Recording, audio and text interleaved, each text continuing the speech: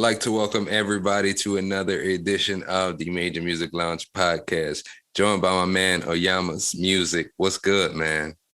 Hey, I am excited to be here. Good to be on with you, Dee Dot.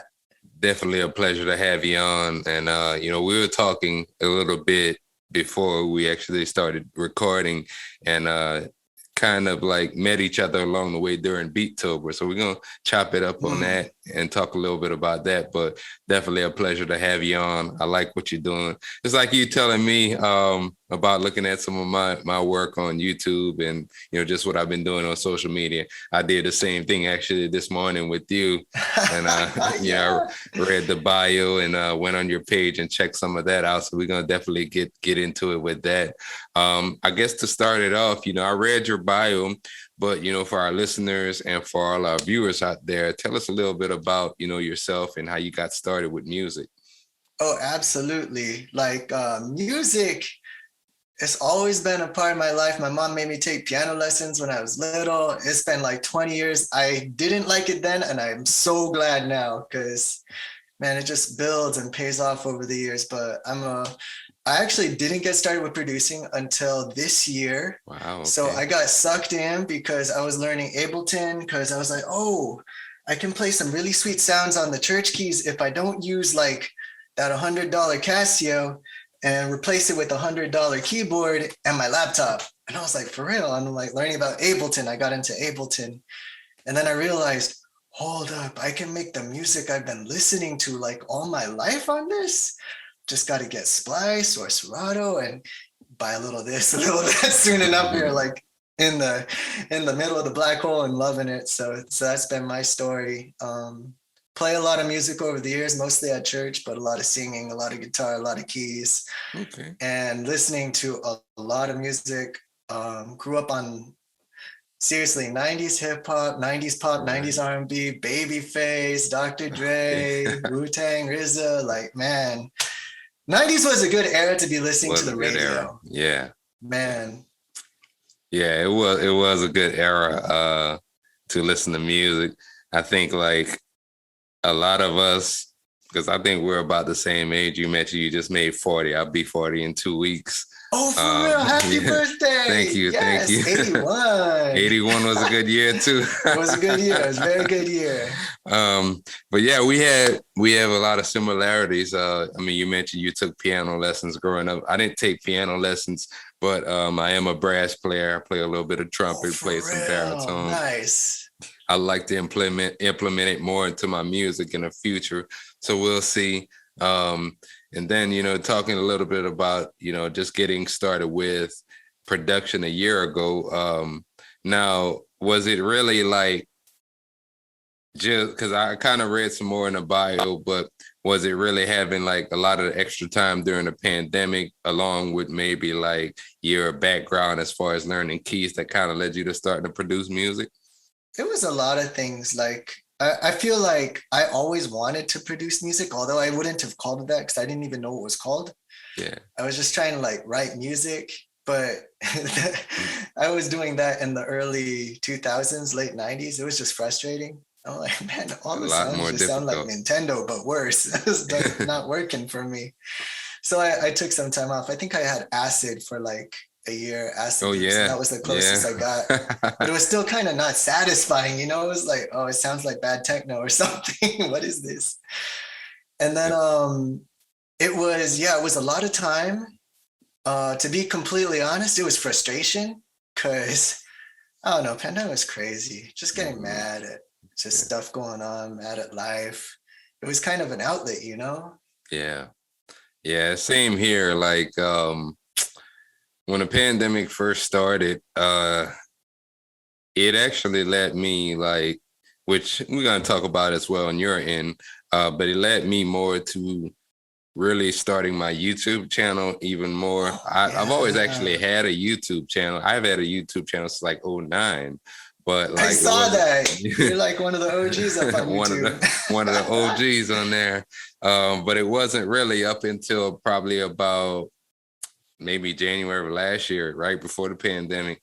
I had actually, it was my girlfriend who she convinced me, hey, David, you need to start releasing more content. You need to get a little more consistent with it. And, She's wise. yeah, I felt that motivation, and she was right. At that time, I was just going through a lot of things away from music, and it kind of led me to not wanting to create as much. And once I started going, I remember I made an MPC tutorial, Nice. and a lot of people seemed to like it. So then from there, I started, doing more tutorials. Yeah, and it just kind of kept going. And then after that first year, because I did Beatober last year with Tetro. And then, what? Nice. Yeah, last year, and kind of like we came across each other.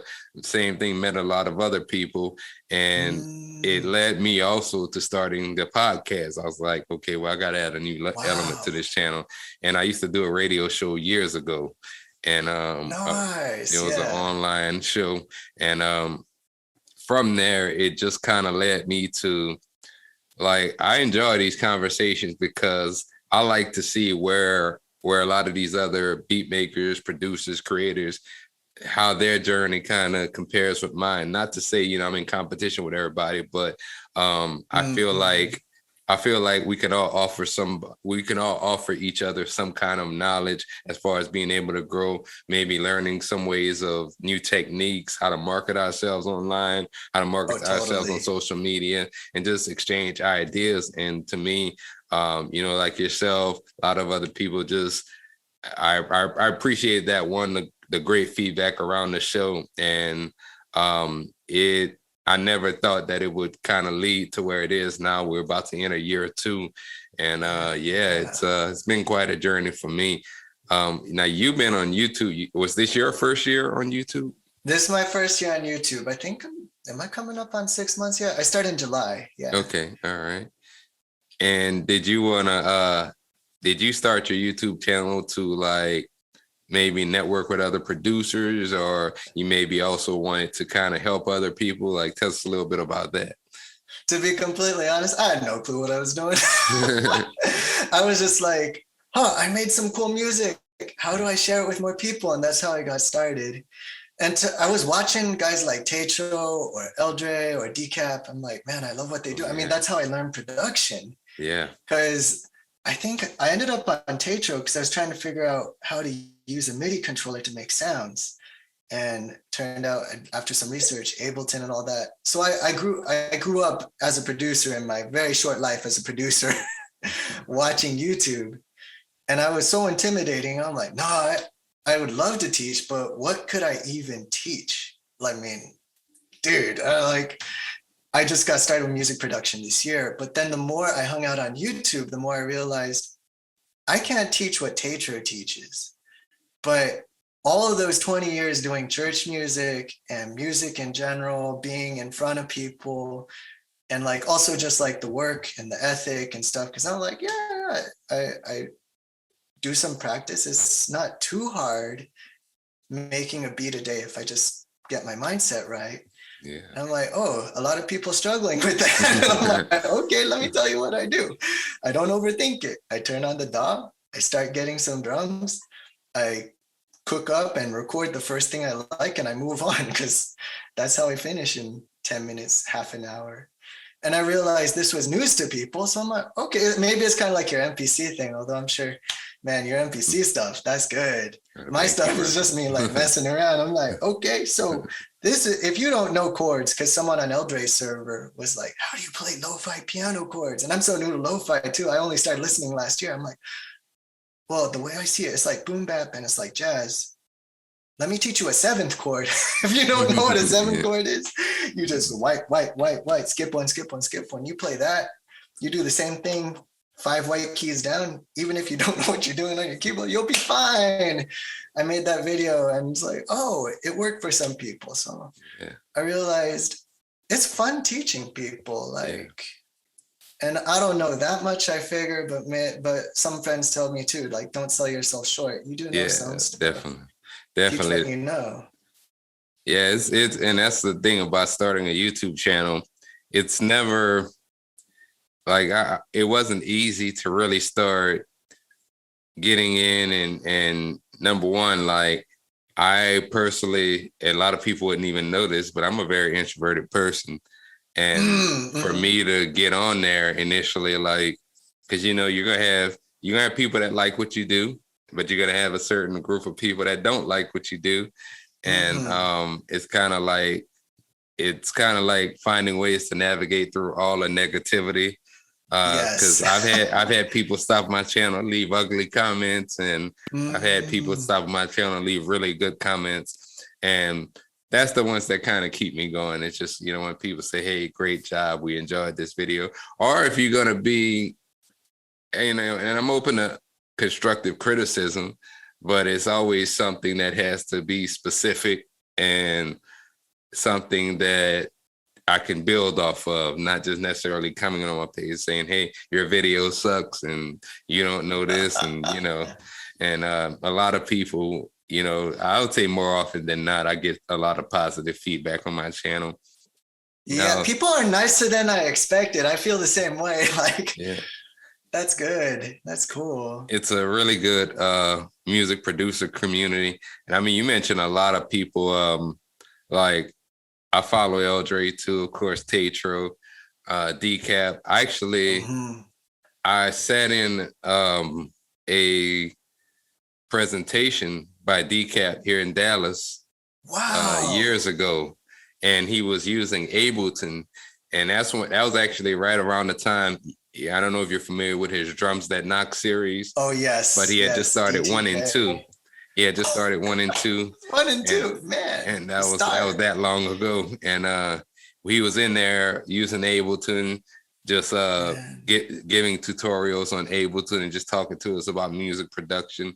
It was actually at the iStandard Beat Camp. I don't know if you're familiar with iStandard production, but Oh, they used man, to do that's a so lot of like cool. music producers events.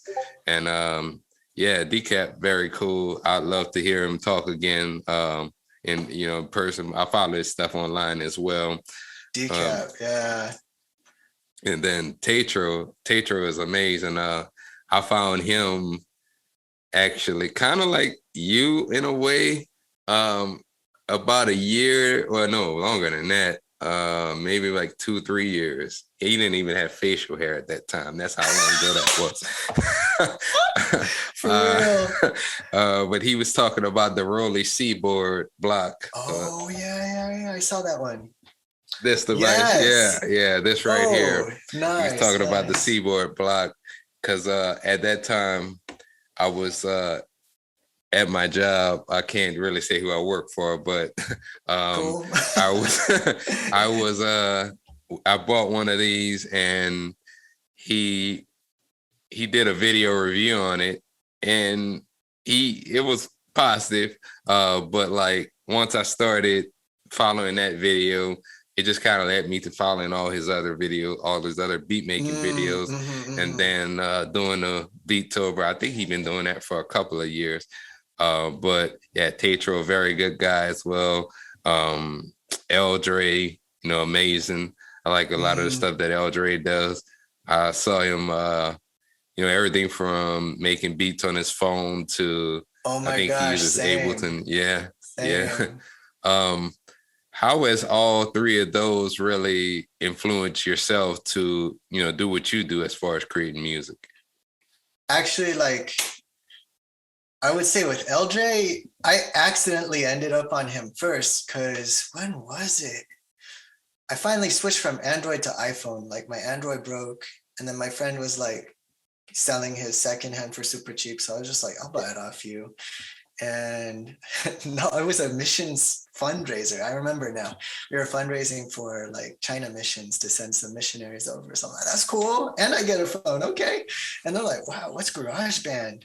Oh, well, what do you do with it? And then I ended up at Eldre. And I was like, wow, you can do a lot with this.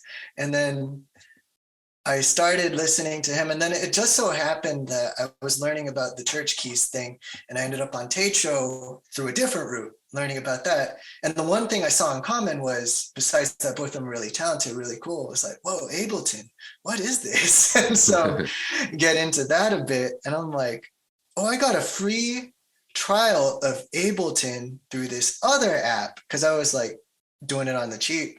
So I got this app, Koala Sampler. I'm like, you Yeah. get a free trial of Ableton? Well, why not? Installed it, got it on. I'm like, oh, this is powerful. So Black Friday rolls around. This is last Black Friday. Upgrade to, I guess it's standard. I'm not on the most expensive one. I'm not on the cheapest one. So the middle one.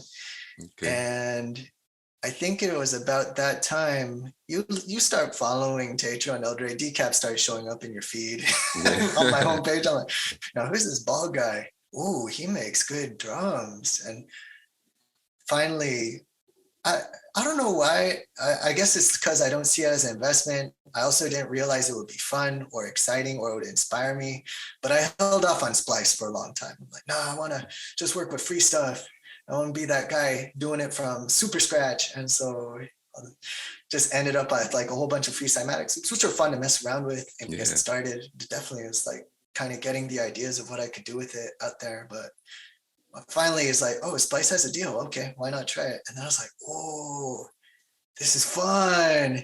And like, oh, Drums That Knock is on this. Cause like he's been telling me about it after watching so many decap videos. I'm like, all right, I gotta try it. And I put it in. And seriously, there's like decap, little subtle things from decap in almost everything I do now.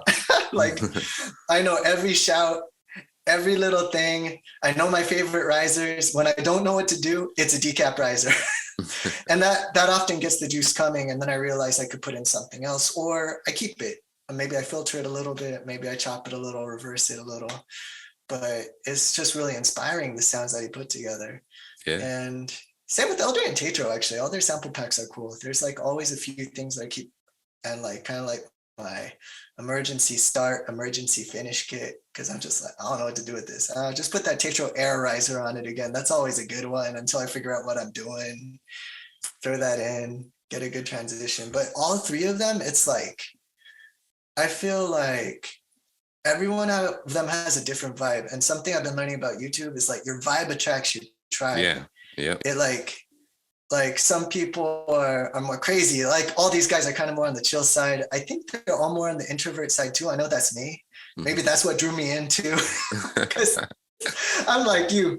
I didn't want to make tutorial videos also because I'm like, I don't want to be on the camera. I'm terrified. It took me like hours to shoot my first video. And like I did a few live streams. I was like so nervous. But then once I started chatting with people and having fun with it, I'm like, I was just chatting with friends that I met on the server. This is cool. It's not like the whole world's watching. It's just my 5 friends from the server at most. You know, it's kind of like you were talking about earlier about teaching people. That's kind of what I do in a way for a living. I see that, yeah. But like, it's basically my work job that led me to doing YouTube, because I have to teach and facilitate in front of a group of people. And I never liked to do that. And I remember, like, if you go back to look at probably my first videos when I started doing a lot of tutorials, I didn't feel comfortable. And it wasn't until maybe, I don't know, a couple months went in, even like the podcast. When I first started the podcast, it was a little rocky at the beginning. But I think once I started doing more and more podcasts, questions started popping up in my head, you know, to kind of keep conversation rolling. And because the thing I noticed that's a lot different is, yeah, you may have a bio about somebody, you may have some of their music, but like just thinking of questions along the way based on the conversation that you get is going to be different. It's going to be like, you got to think on the fly. So that's kind of really what taught me, or how it helped me improve over time doing this. And I think a lot of music producers are introverted people. You know, that's why we don't leave the house often. We're in making beats. I get that. I wanted to ask you about Beatober. So, you know, let's talk a little bit about that.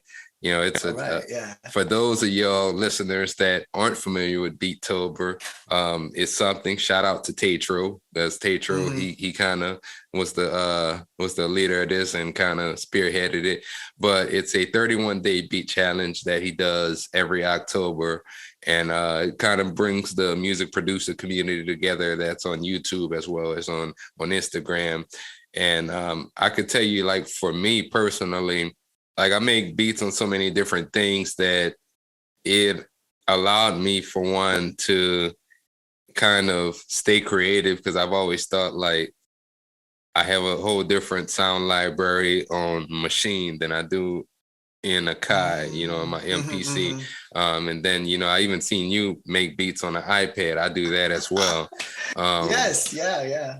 How did Beatober, help you every day? Because I think me and you were like right on par with each other. Every morning I open my Instagram, I'd see you right there with a video, vice versa. And it just forced me, like, when I really think about it, because there are some days where I might sit in front of the keyboard and I can't think of anything. But for some reason, when Beatober came, I was able to think of something every day. And how has that helped you become a better producer, or, just stay consistent making beats? Oh, dang, that's a good question. Like, honestly, was Beatober hard for you? I know you're seasoned. You've been at this for a long time, right? So is it hard to? Last year, I thought it was harder for me than it was this year. Okay. That's true. You're a second year guy. This year, what I learned from last year was last year I spent more time making beats literally every day. Like I made one beat every day. This year, I didn't make beats every day. Some days I might have made 2 or 3. But what I tried to also do is I stayed ahead just in case, something would happen and I wasn't able to make a beat that day. And I think last year I was just stressing myself out because it would be like, well, I was working from home last year, but I had the luxury of making beats during my lunch hour and my breaks. Nice. So that was a little bit easier for me, as to where this year I had to actually go out to go to work and then come back. So when I got home at the end of the day, some days, I wouldn't have enough time to make beats, but luckily I had 1 or 2 recordings from the previous day. So nice. I think it's helped me because it made me realize that one, I don't have to necessarily I felt like when I press to make beats, or when I just try to put something together, it doesn't sound really good and I'm not satisfied with it, as to where this year I just learned to capitalize off my creativity. If you're cooking one day and you crank out 3, 4, 5 beats, just let it go, let it go. And if there's a day when you just don't have it, don't force it. And I feel like maybe not to the degree, I feel like this year, every beat was a little bit more better quality than last year. I feel last year that there were some days that I made a beat, but I didn't quite feel comfortable with it. And I put it out there, even though I wasn't comfortable with it. And some people let me know, of course. But other than that, I would say I got a lot of positive feedback on a lot of instrumentals that I did. The funniest thing is, like, I had to do that, but I feel like that's a skill too. Like being okay releasing stuff that I'm not okay with, but you know what? I just got to get something out. The weirdest thing happened almost without fail. Every time I put out a beat that I didn't like as much, it's so stupid, but that would be the one that somehow the algorithm favored and showed more people. I'm like, no, why are you showing that one to people? Why? I hate that one. But that would be like not every time. And it's not like I'm getting massive numbers, but like usually I get like 200 or 300 people watching. I'm like, yes, because I started Beatober with 100 followers on Instagram. So that's always exciting. But then one will get like stupid numbers, like 1,000. And I'm like, no, not that one. Why not yesterday's? Why not Wednesday's? That one, I'm really comfortable with going viral or mildly viral. But I realized that was an important skill. And two, like to a lot of people, it didn't even matter just whether I thought it was good or not. They're just like, well, I thought it was cool. And that's what matters. I'm like, that's true. And like, I think, like maybe that's like the big lesson in a nutshell. I think I was learning to simplify a lot of stuff and not overthink as much. It's like Kenny Beats, right? Don't overthink. But for me, it was just I realized my week 1 beats were a lot different than my week 2 beats. My week 3 beats, I said, screw it. I can't sit down at the computer every day. And I got to make videos, but I'm getting tired of making the same video in front of my desk every day. I got this Beatmaker 3 app. I've been excited to finally go ahead and learn it. And it looks like the workflow on Machine, kind of, the more I get to know it. And I've been meaning to learn that, but I don't always have time to sit down at my desk. So a lot of it was realizing I make stuff more complicated. Because week 1, I was like all in doing like stuff that I never done. I was like, oh, YouTube has content restrictions, but Instagram's the Wild West. I can sample anything I want. Let's go. And then I realized that was fun, but I want to do the originals respect and not like completely trash them. So I'm like, that's a lot of work to think about. I can't do that every day. It's tough. And then, yeah. And then just realizing, I feel like in my head, I realized, to be honest, for just like a Beatober beat, I need a drum part, I need a bass or 808, I need some sort of pad or keys. And if that isn't enough, always throw a lead on top and a few simple transitions. It doesn't need a B section. Don't go crazy. Simple intro, outro. Just put a filter on it, fade it in, high pass, low pass, whatever. And then choose one of your 3 favorite ways to end the thing. Tape stop, or fade out, or something stupid like an explosion. It doesn't matter. It's Beatober. Just have fun with it. Don't try to win a Grammy or something. I used to use those explosions a lot myself. They're fun. Yeah, they are fun. And you work with artists, and you are an artist yourself, right? So that's always a dope way to end a track. Especially one of those high energy 808 beats. I used to like using that explosion right at the end. You mentioned use Beatmaker 3, and I saw you use other like apps on the iPad as well. You mentioned Koala Sampler. I think you use also Bloxwave, if I'm not mistaken. Yes, Bloxwave. Yeah. What do you see as far as like the differences between like making beats or creating with Ableton opposed to like iOS production? Oh, that's a good question. I mean, iOS is cool because it's mobile. It's cool because I don't have to be at my desk. I mean, that's what makes Ableton cool though too, because like when I'm on Ableton, I'm locked in. And there's so much I can do with just a tap of a finger. It's like, I know on my hotkeys, I'm like Control D this and like Control drag that, out drag this.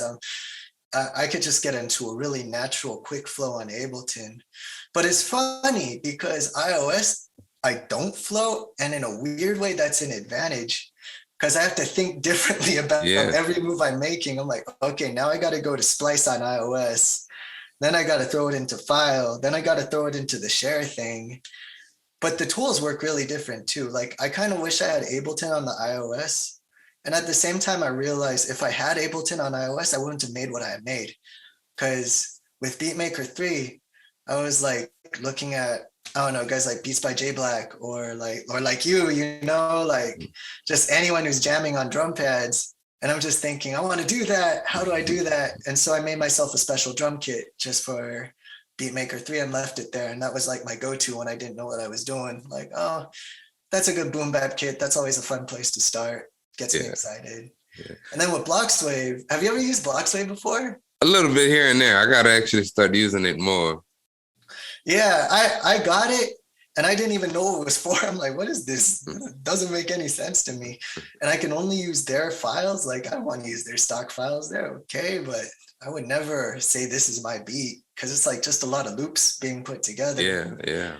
And I was like, there's that whole discussion about cheating. I know you had with Tali the other day.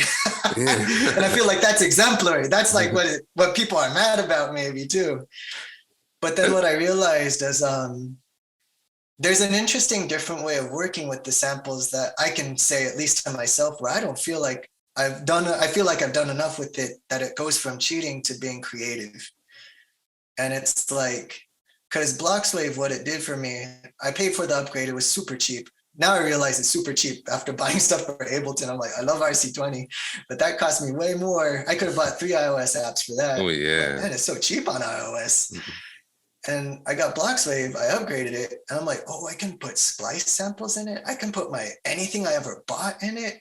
So I get a USB drive, drop it all in, dump it all in. It takes a little bit of work, so that's a pain, but it's also good because, like I said, the lack of flow makes me think more. I'm like, man, I only have time to put 50 loops in it today, 50 samples. What am I going to choose? I'm like, okay, soul surplus this, the drums that knock there, maybe this loop that my friend cooked up, put it all in. And then it does the BPM and key matching for you as long as you have to tell it. But it puts some weird stuff together I never would have thought of. I'm like, oh, a boom bap jazzy trumpet line with the bass together with Bollywood. I mean, maybe that's old school, natural for some people, but I never would have done that. I just hit random a few times, like, okay, wow. And then I exported it to Ableton.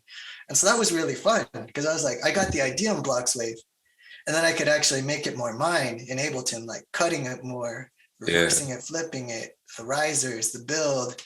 Other times I took it into like Launchpad on the iOS, which I never used before too. So Beatober was a great excuse for me to get to know tools better, especially since I committed to all 31 days. And to me, the biggest enemy on Beatober was boredom.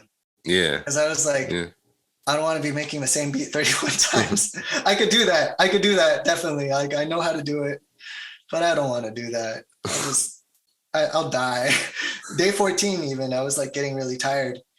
And that's when I decided I'm going to try iOS and just see what happens if I do that. Learn some new tools. And I'm like, oh, this is fun. It's a little bit of work to learn it, but it saved a lot of time on different parts at the end. A lot of new ideas, a lot of new inspiration. So I feel like that for me, that was another thing. Go looking for inspiration and be okay paying for inspiration if it's like $12. If it's less than $20, it's an impulse buy, especially if you got a job. That's not that much money. That's like 2 Starbucks these days, right? So I'm like, man, if it keeps me inspired and keeps you excited, it's kind of worth it as an artist, as a producer. What would you say is your favorite iOS app at the moment to produce? Oh, dang. If I had to choose just one and delete everything else, I'd probably just keep Beatmaker 3 because it's the most versatile. Yeah. I love Beatmaker. It's fun. Yeah. I need to start doing, I was just thinking because I get a lot of questions around Beatmaker, and I've been using it since Beatmaker 2, actually. Oh, okay. Yeah. When they would just there were not any AUV plugins. It was just inter-app audio. Everything was inter-app audio at one time. Wow. And just to see where it went. And I think the initial launch of Beatmaker 3, 2017. That was the initial launch of it. And it came from so far once they started it until now. So it'll be very interesting to see what they do next. But yeah, a lot of people always hit me up. I don't know how many people just from watching some of my videos that started, hey, I saw your video. I'm making beats on the iPad now myself. I didn't know that was possible. And, that helps me personally because it's like, if I can help somebody express themselves creatively and learn how to create music on, just something as small, like you got an iPad mini right behind you. I started making beats. It's tiny.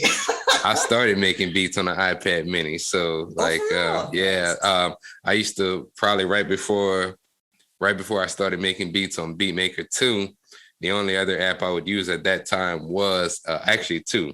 It was GarageBand and then iMachine from Native Instruments. Oh yeah.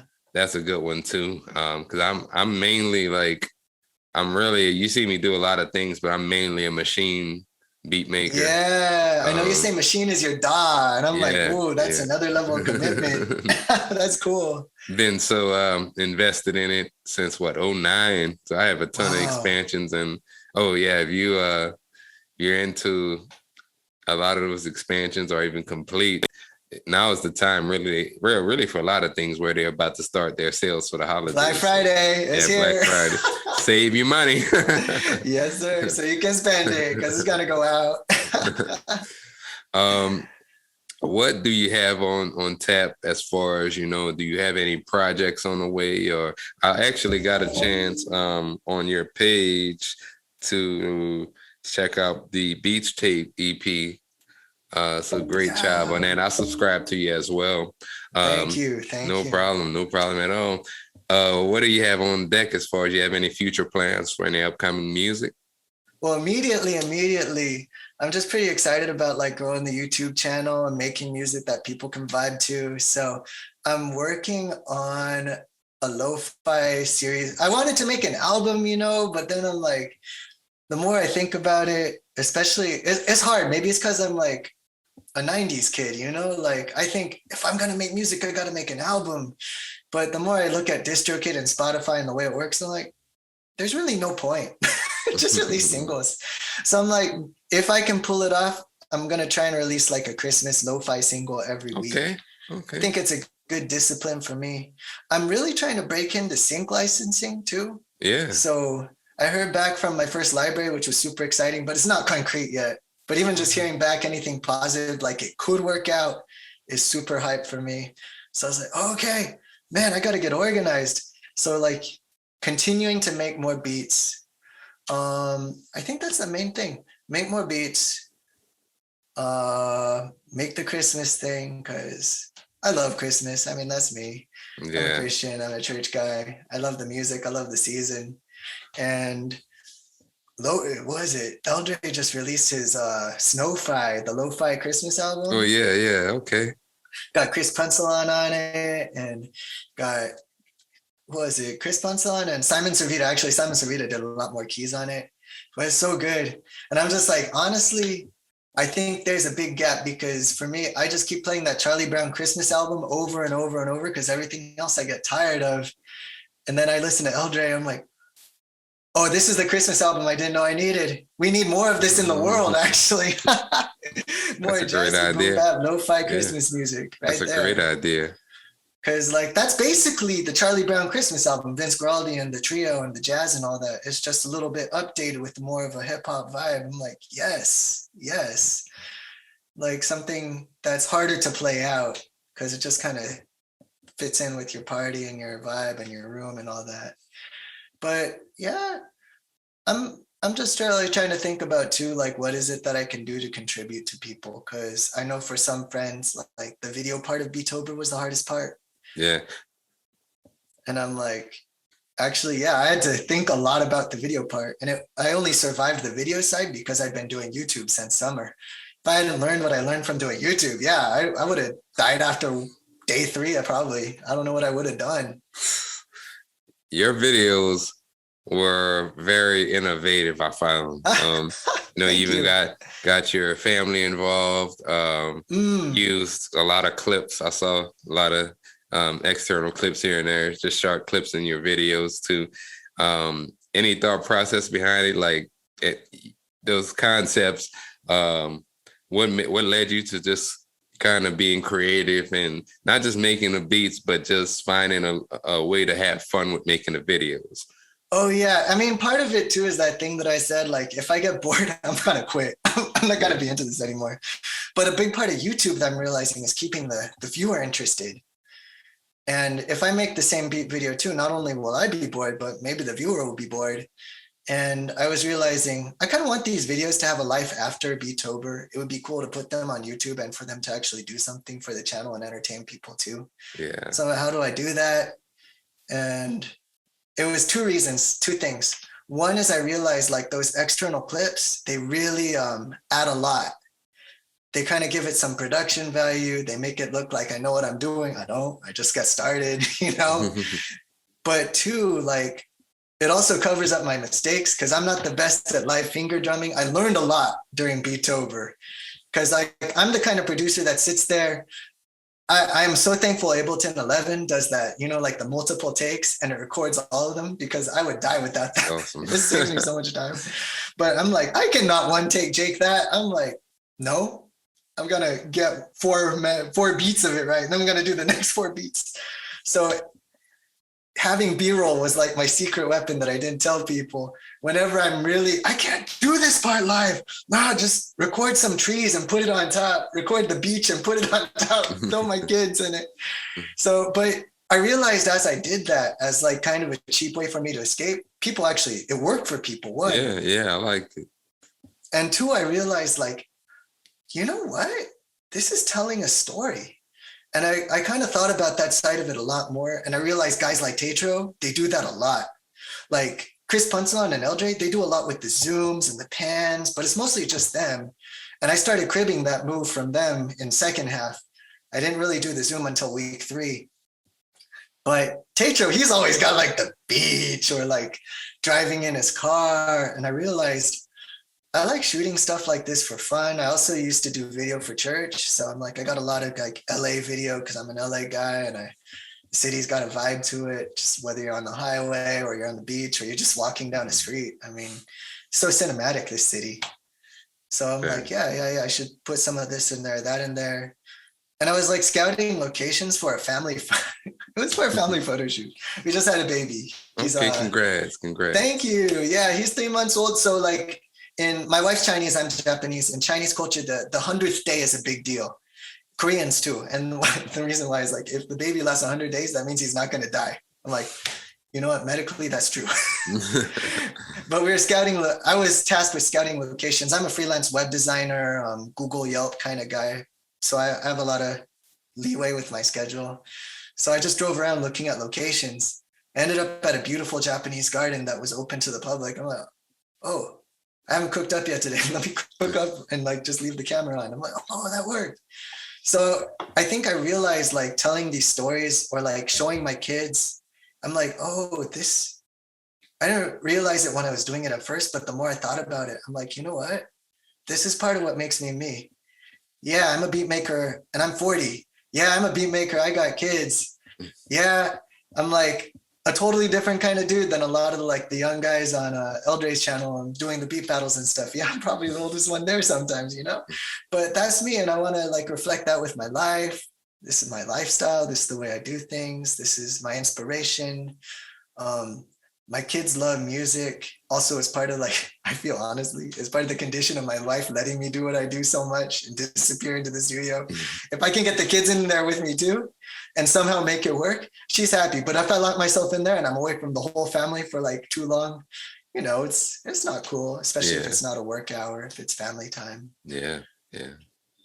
So I'm just trying to tell stories with it because I realize, I mean, it's just like the classic hip hop too. If you tell a story, it hooks people so much more. Like Eminem making up Slim Shady or like Slick Rick telling his raps back in the day. It's just so engaging and sucks you in. It's not just the lyrical talent, but it's that story that makes me remember the song, the track, you know? People can relate. They can relate to what you do. And, that's true. You know, I think that's really like how a lot of these music producer communities come together is, you know, everybody sees it could be something that you're using as far as like a beat program, an app, MIDI controller, whatever that looks like. It could be like you were saying about your video, telling the story in your video. So I think, you know, that's really what draws us all together. And, you know, you mentioned also that it's, you know, finding a way really to get your family involved and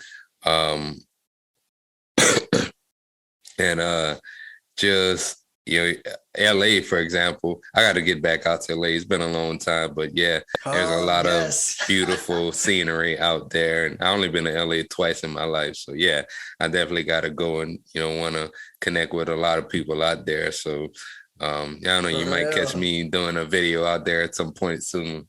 We'll get see. You a burger, get you a coffee, buy you a drink. Come on, come over. It'd be fun to hang out for real. Yeah, definitely. Stay tuned. We'll definitely connect. What I like to always ask every producer that comes on, every beat maker, as a creator, you know, what's one word of advice you can give to somebody that's up and coming, maybe a younger creator or somebody in our age bracket that's looking to get involved with creating? What's one message that you'd have for them? Oh, I think the biggest thing that I learned is probably just finish stuff, you know? Like, I can't remember who said it. I've heard it a few different places, but you learn to finish tracks by finishing tracks. and just like let it go. Like sometimes it's better to take an unfinished track, just slap an ending on it and move on. Yeah. Because even just doing that, like taking a trash track that I'm really unhappy with, but just finishing it, put it in its grave, I learned a lot from the finishing process. Yeah. Like going through the whole thing from beginning to end, starting with the blank template, putting it together, or actually coming up with a template that I use all the time, to finishing the track, the mix, the master, the release, putting it on, I don't know, SoundCloud, or if I think it's really good, Spotify now, putting some things there. Just getting into the hang of that. Same with YouTube. Yeah, the first videos are going to be trash. Yeah.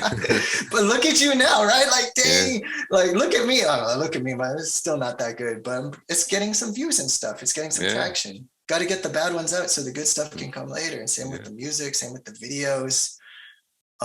Early being on camera is hecka scary and it's awkward. It's very like, ooh, looking back at it, but I got to get those out so I can get to the good looking videos. Yeah. Same with the videos, same with the YouTube, same with the music. And to not overthink it and like trying to be all epic or my 100% every time, just 1% better every time. Something that's sustainable that won't drive me insane, but that I keep making progress. So yeah, finish stuff and just aim for 1% better and keep finishing, because like do that every day for a year. It's like hundreds, thousand times better. I don't know the math on it, but 1% Yeah. better every time and keep finishing. Gotta finish those tracks and gotta, For real. everything, tracks, videos, and you just never know where to take you. I think, it's all progress when you realize you can start finishing tracks consistently and you could probably move on to something else. And, it's Yeah. a lot of people really just start with the beat first. And then from there, you can become a content creator. And then, who knows what else from there. Who You spoke knows? on sync Yeah. licensing. There's a lot of publishing opportunities out there. So you never know where your music can take you and, who's going to reach out to you, because there are a lot of people that Right. watch YouTube and go on social media. And, you just never know who can go on your page. Never know that. Absolutely. Absolutely. Um, where can our viewers and our listeners find you online and any work that you have? And also, yeah, throw out there your YouTube. Go ahead, subscribe to his page as well. Yes, please. So basically on everything, I made it simple. I'm Oyamas Music on YouTube and Instagram. And that's the best two places to find me and my content. Oyamas is like Obama or Osama, except with the Y. So Oyamas Music. And that's that. All right. All right. Hey, look, brother, it was a pleasure to have this conversation with you. And, anytime you want to get on, you Dude, the have a new pleasure was project. all mine. This was so much fun. And I'm so honored that you had me on, for real. It's been Thank good. you. Thank you. I appreciate it. I really enjoyed the conversation. And, keep on doing what you do. Don't ever sell yourself short. You got a fan right here of your work. So, Thank you so much. yes, sir. Appreciate it. Yes, sir. This is Dee Dot. You could also follow me on Instagram at D._Major Music and Twitter at D.MME, and catch the Major Music Lounge podcast on all podcast streaming platforms, as well as on YouTube on Fridays. And, if you're out there celebrating the holiday, be safe. Happy Thanksgiving, Mm. whenever you watch this. And, until next time, we're out.